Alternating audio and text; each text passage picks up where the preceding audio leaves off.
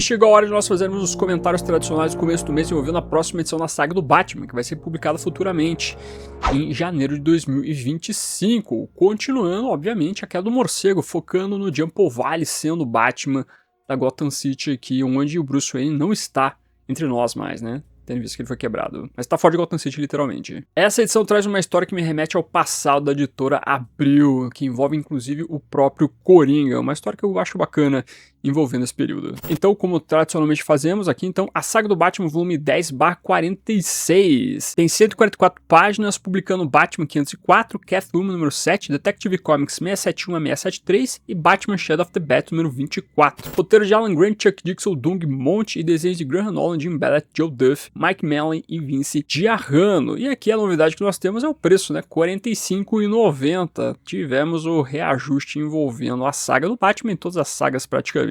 Essa acabou sendo a novidade aí que a editora Panini Comics acabou esquecendo de mencionar, então, nos seus vídeos envolvendo os lançamentos de 2025, né? De janeiro pelo menos. É o reajuste aparecendo aí. Tivemos um reajuste forte envolvendo as sagas, né? De R$ 39,90 passamos aí para R$ 45,90, R$ 46, normalmente R$ 5.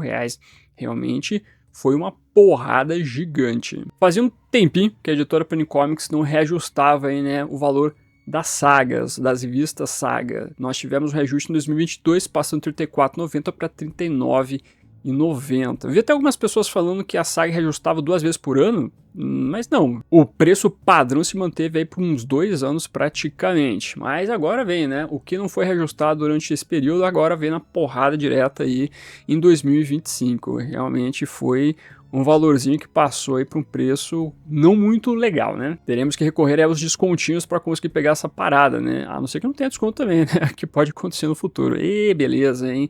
Mas enfim, de qualquer maneira, temos que comentar o conteúdo dessa edição, que nós temos então a finalização do que começou na edição passada, que é o encontro do Homem-Morcego com a Mulher-Gato. Esse arco de histórias então se encerra em Batman número 504 e Mulher-Gato número 7, ou Catwoman número 7, onde nós temos então o Homem-Morcego, após ter a sua visão com o São Dumas, continuando na trilha da Mulher-Gato. A sua busca o leva de volta ao armazém onde a Mulher-Gato havia roubado o Cyclone C. Finalizando então aqui o crossover das revistas Batman e Mulher-Gato, né, com 2 equipes criativas diferentes. Confesso que eu não gosto muito dessa história, acho ela meio fraca, eu acho só engraçado os momentos onde Jean Paul Valley fica enfeitiçado pela beleza, né, por tudo que é a Mulher-Gato. Mas fica nisso mesmo, eu acho uma história bem fraca, tal qual eu acho que a revista Mulher-Gato não é uma das melhores revistas dos anos 90. Tem alguma história que a coloca é bacana, mas eu não acho que seja o supra-sumo do melhor. Acho que inclusive tinha algumas histórias meio entediantes. Então você acaba tendo uma história meio irregular aqui envolvendo esses 2 personagens. Ficam só as minhas considerações aí. Mas eu gosto da próxima história que vem envolvendo a revista Detective Comics. Sim, porque na Detective Comics 671 a 673, que conta com o roteiro Chuck Dixon e desenhos do Graham Nolan, nós temos então a volta do Coringa. Lembrando que o Coringa tinha aparecido pela última vez no começo da Queda do Morcego com o espantalho para enfrentar o Batman Bruce Wayne. E nessa trama toda nós veremos basicamente o Coringa buscando fazer um filme. E o nome do filme seria A Morte do Batman. O palhaço do crime busca financiadores do seu projeto e ele encontra isso através da Paragon Pictures. Veremos então o nosso vilão reunindo um elenco e ao mesmo tempo buscando o protagonista de todo o trabalho, só que como ele define, o protagonista é um pouco mais temperamental. Então nós temos esse arco de histórias em 3 partes aqui, fazendo uma espécie de grande homenagem ao que envolve o cinema. Você tem várias referências interessantes aparecendo ali, referência a filmes clássicos de monstros da Universal, tem referência a filmes clássicos da Warner, como Casablanca e assim por diante. É o Coringa ali, então, trazendo essa versão do que poderia ser um filme maluco dele. E você tem vários momentos que são marcantes. Eu lembro muito da publicação dessa história na sua versão inédita no Brasil, quando saiu pela primeira vez, que foi em Super Powers número 36, que você tem aquela capa que é um pôster ali do suposto filme do Coringa, onde você tem várias críticas, né, várias frases de críticos, e é muito engraçado você ler ali as informações do crítico, né, eu te dou 4 estrelas, por favor não me mate, e assim vai indo, é muito bom. Inclusive a editora Abril ela acabou usando um material publicitário como capa para colocar então essa história da Super Powers 36. Eu vou dizer pra vocês que eu adoro as capas do Kelly Jones para essa trama toda, são belíssimas como sempre, mas essa capa aí de material publicitário feito pelo Graham Nolan ela é muito bacana. Se eu não tô enganado, é material publicitário, porque realmente não apareceu como capa variante, nada do tipo. Eu acredito que era um material publicitário.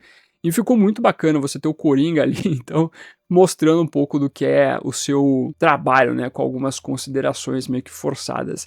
É fantástico tudo que envolve a construção dessa história. E eu acho legal, ou pelo menos talvez exista uma referência aqui, porque nesse período de 94 ali, você estava vendo rolar as filmagens de Batman Eternamente. O filme estrearia em 1995.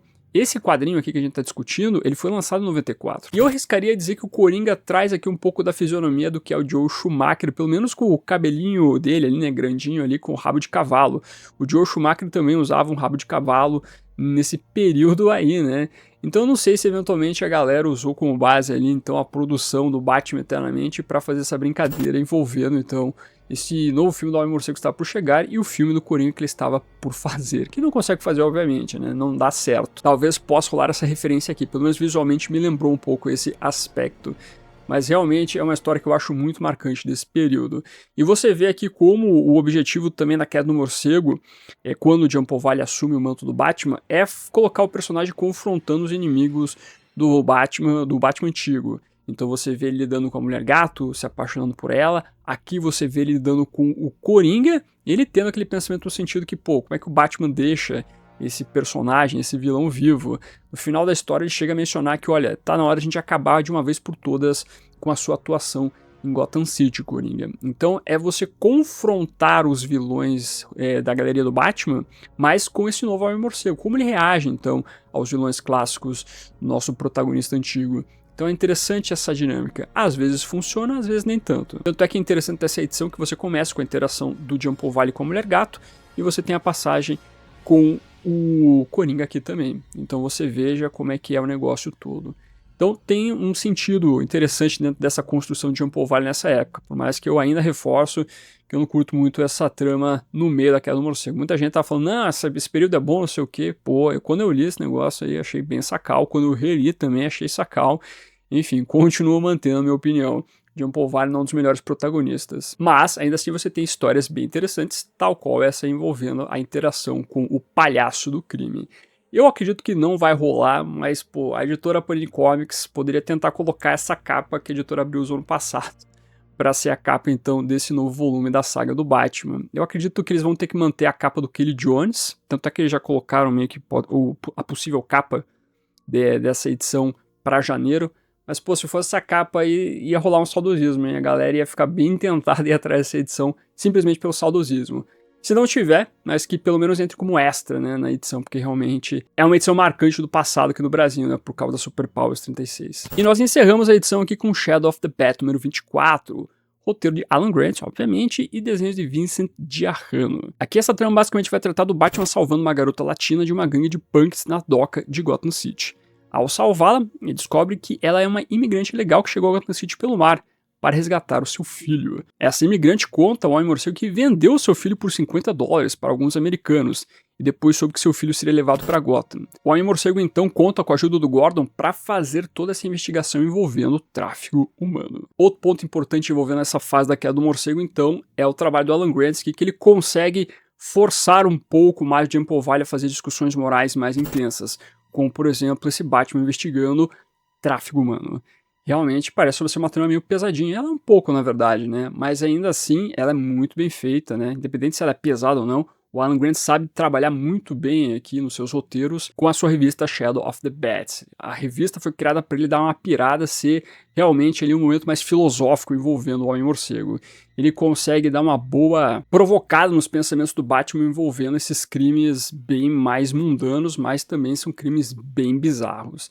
Então essa é uma das histórias que eu lembro na minha cabeça, que lendo no passado, né, inclusive na edição da editora Panini Comics, naqueles 3 tomos, que era uma trama que eu gostei bastante envolvendo o Jean-Paul. Sem medo de arriscar, que eu posso dizer que o Grant é o cara que soube melhor trabalhar esse novo protagonista, esse novo Homem-Morcego. Eu só não sou muito fã dos desenhos do Vincent Giarrano, eu realmente acho que é meio estranho, mas de qualquer forma, esse também é um momento bem legal que vai ser publicado nessa nova edição da saga. E fazendo aquela nossa recapitulação sempre importante, nenhuma dessas histórias são inéditas no Brasil. Começando então com Batman 504 e Catwoman número 7. Essas duas edições foram publicadas então em Batman número 9, da editora Abril, em 1995, em Batman, que é o número 2, em julho de 2020 pela Panini, e pela coleção A Lenda do Batman, da editora Eagle Moss, edição número 28, em junho de 2020. Já Detective Comics 671, 672 e 673 foram publicadas em Super Powers número 36, em novembro de 1995, e Batman, que é o número 2 da Panini, de julho de 2020. E para fechar, Batman Shadow of the Bat número 24 teve a sua primeira publicação em Batman número 8, de outubro de 95 pela editora Abril, e Batman, que é o número 2 da editora Panini, em julho de 2020.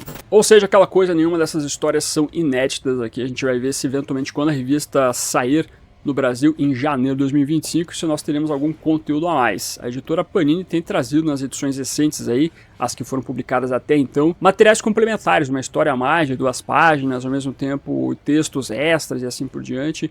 Vamos ver que eles podem nos trazer então envolvendo essa história, ou pelo menos essa edição. Que a propósito eu reforço ter gostado bastante dessa atitude da editora Panini Comics de fazer essa coleção da saga do Batman com a Queda do Morcego ser uma coleção diferenciada, trazendo um conteúdo a mais, que realmente traz um atrativo muito grande para a coleção, fazendo com que ela seja única. E realmente tem sido muito bacana fazer esse acompanhamento. E trazendo para vocês também as informações aqui. Por isso, show de bola, continue assim. Mas e aí, mais uma edição da saga do Batman continua firme e forte nesta coleção, continua curtindo aí, ou você está lendo pela primeira vez através da saga do Batman, comente aqui embaixo. Em relação à questão do preço, sentiu que o reajuste foi forte aí, vai continuar pegando mesmo assim, não vai, comente tudo. E todo dia tem vídeo aqui no canal, por isso eu vou dedicar 2 videozinhos pra você assistir. Chega a comentar aqui o novo lançamento de A Piada Mortal no Brasil através da edição DC de bolso. Sim, temos uma nova versão desse clássico do Batman. Vale a pena ou não vale a pena? Confira lá meus comentários. Além do mais, cheguei a falar também aqui a última edição lançada de A Saga do Batman. Temos um momento icônico, temos extras também. Então veja lá também o que eu falei dessa edição. Agradecendo como sempre os membros do canal, o pessoal que ajuda a financiar esse projeto. Seja membro, você também com valorzinho bem pequeno, você ajuda pra caramba. Não esqueça de curtir esse vídeo e se inscreva no canal se você é novo ou nova, que é o melhor lugar para você ficar muito bem informado sobre o universo do Batman. E esse foi ficando por aqui.